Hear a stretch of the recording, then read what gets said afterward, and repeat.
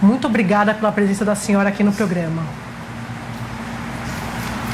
Eu que agradeço, Andréia. Boa noite a você, boa noite a todos os assinantes da Globo News. Senadora, queria começar perguntando sobre a situação do partido da senhora, né, o MDB. A senhora é a candidata do MDB, mas o MDB essa semana passou a semana pressionando para que a senhora ou desistisse da candidatura, ou embarcasse na candidatura do Pacheco, ou ficasse neutro. Eu queria saber se a senhora concorda com o que disse o senador Renan Calheiros essa semana, de que o MDB é um bando que está em busca de carguinhos e favores. Como é que a senhora se sente com essa situação do partido?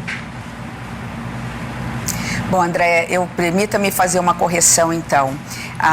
Eu fui convocada pelo MDB para ser a candidata do partido depois de muita conversa e terem os outros candidatos entendido que meu nome tinha condições melhores de viabilidade. Esta conversa, ela aconteceu no início do mês de janeiro.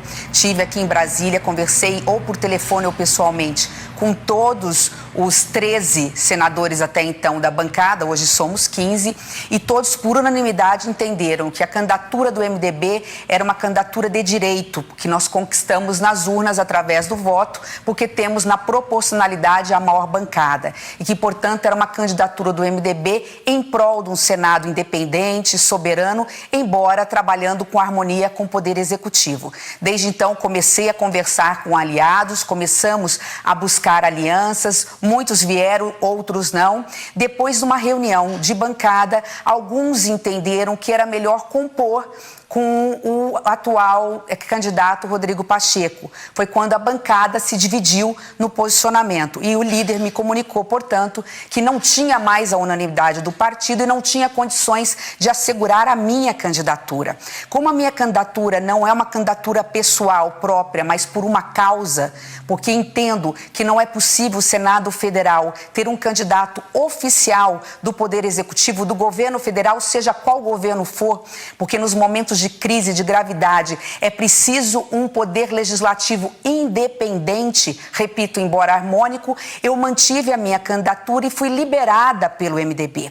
Portanto, eu não sou mais candidata do MDB, sou candidata independente, não vou recuar desta causa, porque comigo acompanham outros senadores e senadoras de outros partidos que também comungam deste mesmo posicionamento. Nós estamos vivendo um momento de muita dificuldade, de muita crise, inclusive institucional. Não é possível o Congresso Nacional estar tendo a ingerência do governo federal da forma como está tendo no que se refere à presidência das duas casas. A dependência de um Congresso Nacional do Poder Legislativo é um tiro no peito da democracia.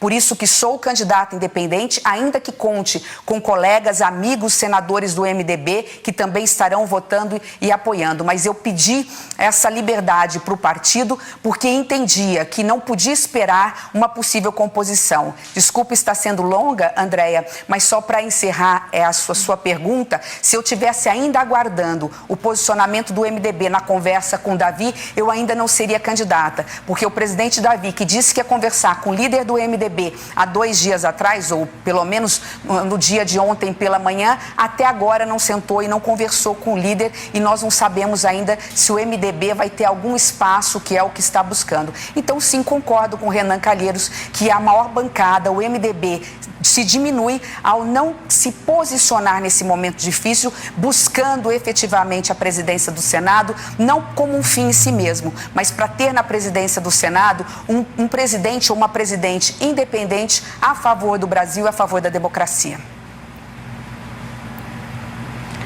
A senhora falou em risco institucional, se eu entendi.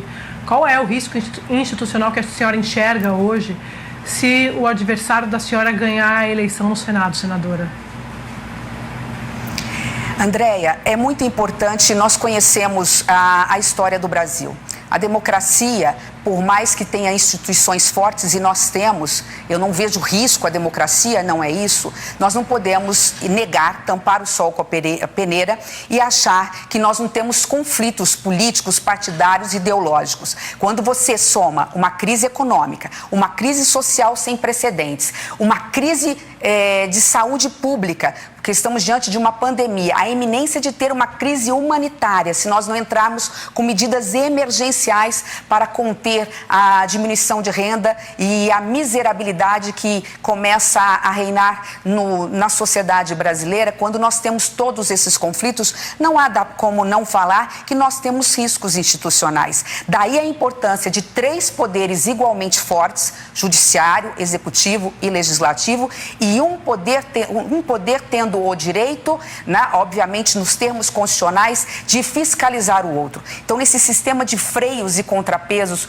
é fundamental um legislativo que tenha presidente ou presidenta que não seja o presidente escolhido por um outro poder. E nós sabemos que, infelizmente, como eu nunca vi até então, nós temos hoje um executivo com ingerência numa eleição do Congresso Nacional. E não é uma ingerência apenas legítima, uma ingerência apenas com pedidos de apoios republicanos. Nós estamos falando de cargos públicos externos, nós estamos falando de emendas extra-orçamentárias na ordem de 3 bilhões de reais sendo distribuídas para deputados, para senadores, que tem uma planilha hoje divulgada que precisa ser investigada. Porque alguns senadores com 300, com 100, com 50 milhões de reais de emendas extra-orçamentárias. O que isso tem, neste momento final, relacionado à candidatura dos presidentes do Congresso Nacional. Isso precisa ser investigado. Então, diante de toda essa situação, eu te digo com muita tranquilidade, a minha candidatura, que é independente, é uma candidatura irreversível. E estou insistindo nisso, Andréia, porque agora, há poucas horas, dizem que o presidente da República disse que no Senado Federal o candidato de sua preferência ia ganhar por WO. Até onde eu saiba, WO significa que não haverá disputa. E eu quero dizer que não só eu, mas temos pelo menos mais 2 candidatos, 2 inclusive já registraram a candidatura, e eu não posso falar pelos 2, mas posso falar por mim. No dia 1º de fevereiro, às 14 horas, eu estarei no Senado Federal como candidata a presidente do Senado. Mesmo com essa avaliação, a senhora diria que hoje não existe ambiente para impeachment contra o presidente Bolsonaro?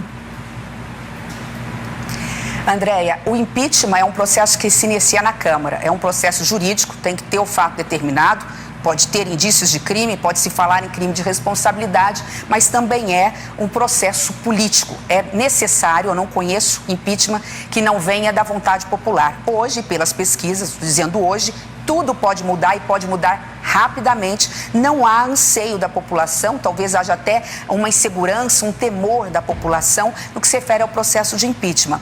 Mas o importante é dizer que a política é dinâmica e muda muito rápido. Quem tem o direito de iniciar um processo de impeachment ou não é, na realidade, a Câmara dos Deputados. No caso do Senado é diferente.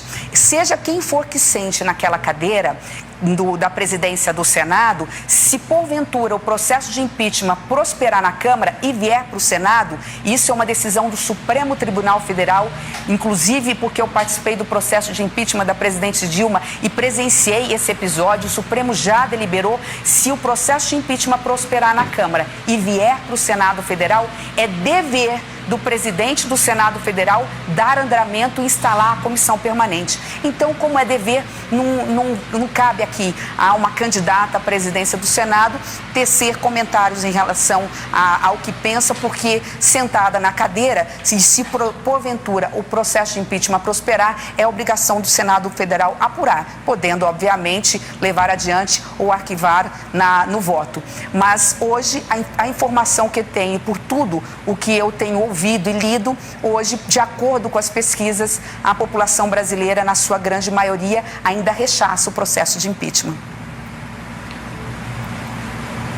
Senadora, diferentemente de 2019, a gente está vendo, como a senhora bem colocou, uma candidatura apoiada pelo governo, tem o apoio do Partido dos Trabalhadores, enfim, tem uma mistura de apoios, o senador Rodrigo Pacheco. O que a senhora acha que mudou de lá para cá a respeito do ambiente do combate à corrupção? Eu sei que é uma área que a senhora atua bastante e eu queria ouvir a senhora se existe hoje praticamente uma articulação, para usar uma expressão que a gente ouvia muito antigamente, né, do senador Romero Jucá, de estancar a sangria, de evitar investigações a políticos no Congresso Nacional. A senhora acha que isso está acontecendo hoje no Congresso? Eu acho que não dá para saber, André. A pandemia, infelizmente, nos trancou dentro das nossas próprias casas.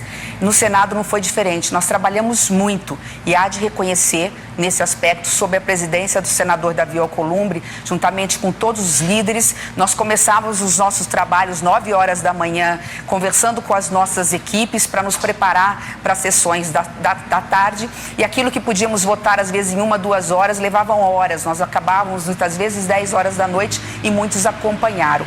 Mas esse isolamento nos impediu de acompanhar e entender o que aconteceu, o que está acontecendo, mas principalmente o que aconteceu no ano de 2020. Acho que nós tivemos um foco muito específico. O Senado fez o dever de casa, é importante reconhecer o trabalho dos 81 senadores em prol de saídas econômicas, saídas sanitárias, para que nós pudéssemos vencer o mais rápido possível o coronavírus e sairmos dessa pandemia. Então, assim, não quero fazer um juízo de valor por enquanto. Acho que depois do dia 2 de fevereiro as coisas poderão ficar mais claras, inclusive em relação a essa pauta. De qualquer forma, é uma pauta importante, é uma pauta prioritária. Só que nós temos que reconhecer que antes dela, nós temos 2 pautas emergenciais. Nós temos que o Congresso Nacional como um todo, o presidente da Câmara e presidente do Senado, sejam quem for os eleitos, tem que colocar o Congresso Nacional à disposição do Ministério da Saúde e do Poder Executivo para auxiliarmos nesse Programa Nacional de Imunização. Esse calendário está confuso,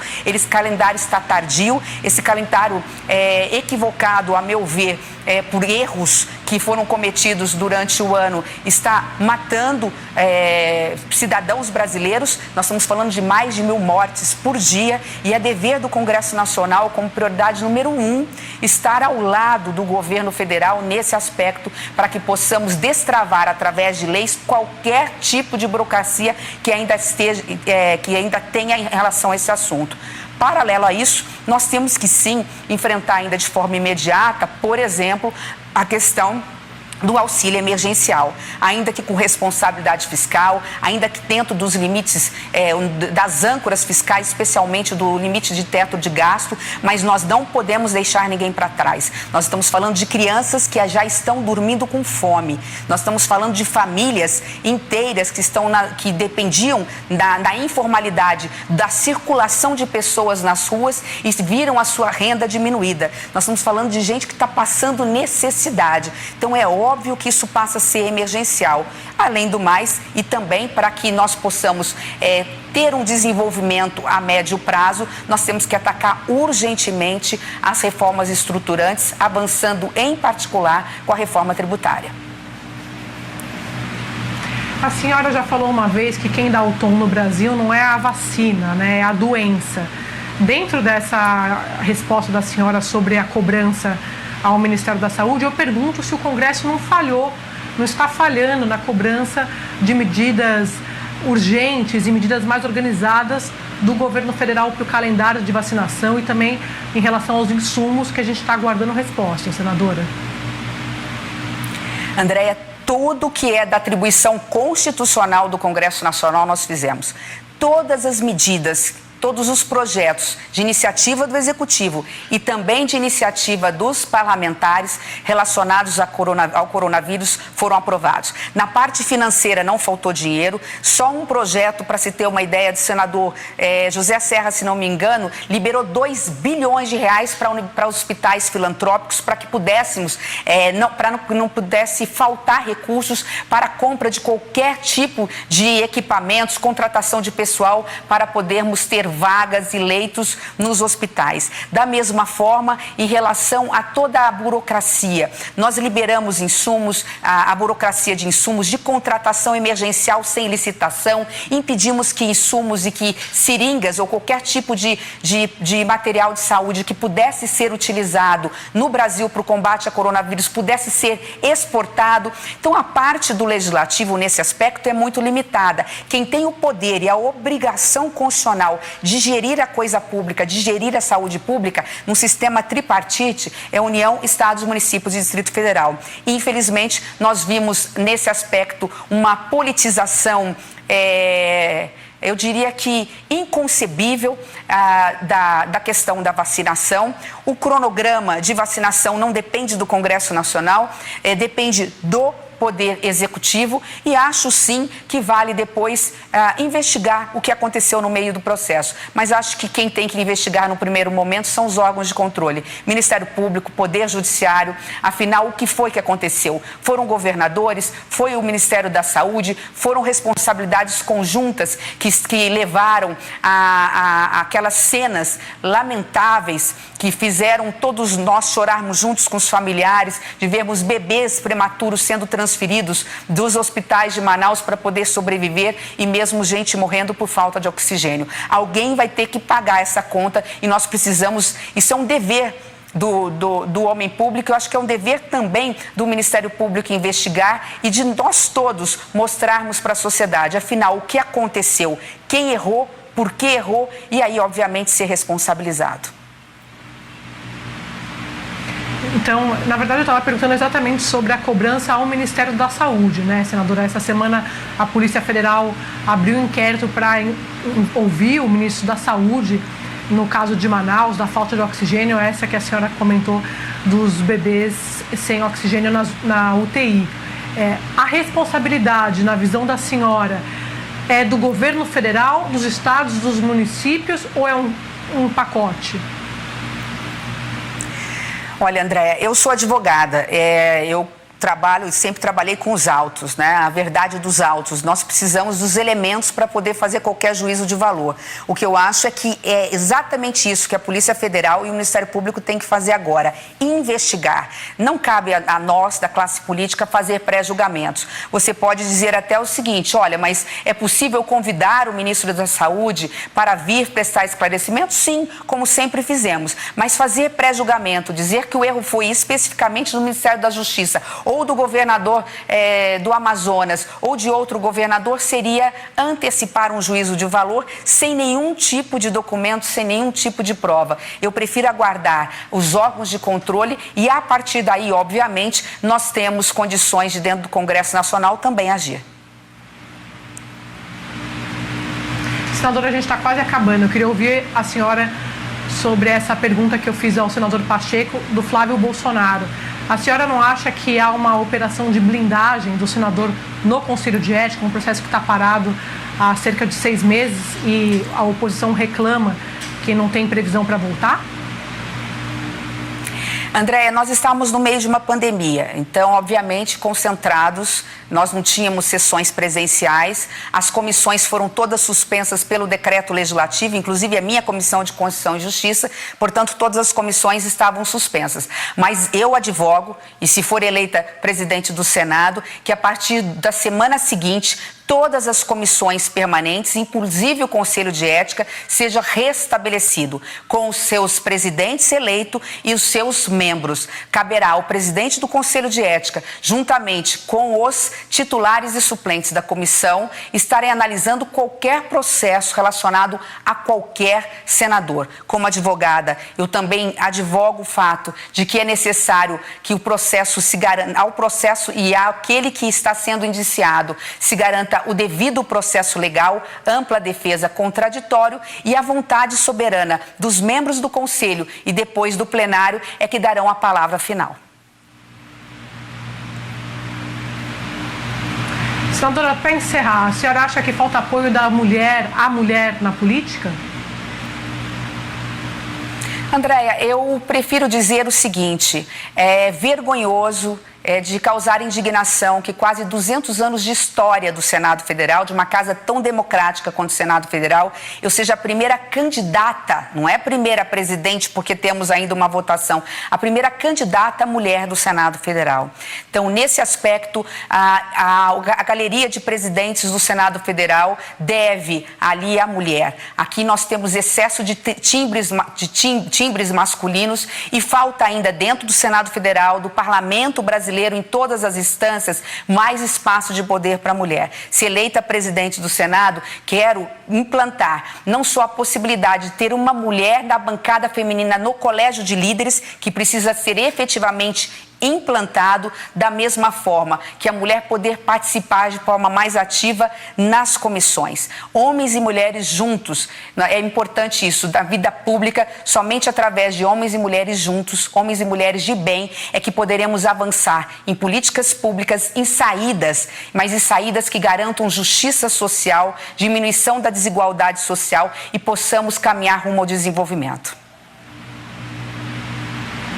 Senadora, muito obrigada pela presença da senhora aqui. Boa sorte nessa reta final e a gente está sempre à disposição.